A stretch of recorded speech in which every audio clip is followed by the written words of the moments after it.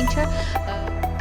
Քաղաքացիական պայմանագիր խմբակցության պատգամավոր Ալխաս Ղազարյանը Facebook-ի իր էջում գրառում է արել, հիշեցնելով, որ գործող կառավարության առանցքային նպատակներից է համակարգային կոռուպցիայի վերացումը, ապա նկատելով. հաճախ մեզ մեղադրում են, թե ինչու իշխանության գալով չենք գնացել վենդետաների ճանապարհով, չենք ենթարկել պատասխանատվության նրանց, ովքեր իշխանության էին եկել ծակ վերնաշապիկով, իսկ 2 տասնամյակ անց դարձել են Forbes-ի չափանիշներով միլիարդատերեր, Հայաստանն ու նրա քաղաքացիներին թողնելով աղքատության ու չքավորության ճահճում։ Բայց մեր սկզբունքը եղել է եւ մնում է նույնը՝ կառուցել կոռուպցիայի դեմ պայքարի ինստիտուցիոնալ մեխանիզմներ եւ ապահովել պատասխանատվություն բացառապես սահմանադրության ու օրենքների շրջանակում, առանց հաշվեհարդարի եւ քաղաքական համակրանքների։ Բնականաբար սա հաճելի չէ նրանց, ովքեր տարիներ շարունակ օգտագործել են Հայաստանը որպես անձնական հարստություն կուտակելու խոպան։ Նրանք պետք է հայրենիքը փրկելու անվան տակ ամեն տեսակ շարժումներ գեներացնեն, լարեն ներքաղաքական իրավիճակը։ Սակայն պարզից էլ պարզ է նրանց մտահոգությունը ոչ թե հայրենիքի, այլ գողոնի փրկությունն է։ Եվ այդ մարդիկ այդպես էլ չեն հասկանում, որ հայրենիքն այլևս փրկված է, որովհետև նրանք անդառնալիորեն զրկված են այդ հայրենիքում երբևէ կրկին իշխանություն լինելու եւ այդ իշխանությունը սեփական բարեկեցությանը ծառայեցնելու հնարավորությունից։ Եվ այստեղ տեղին է միայն մեկ հարց. իսկ ո՞րն է բաբո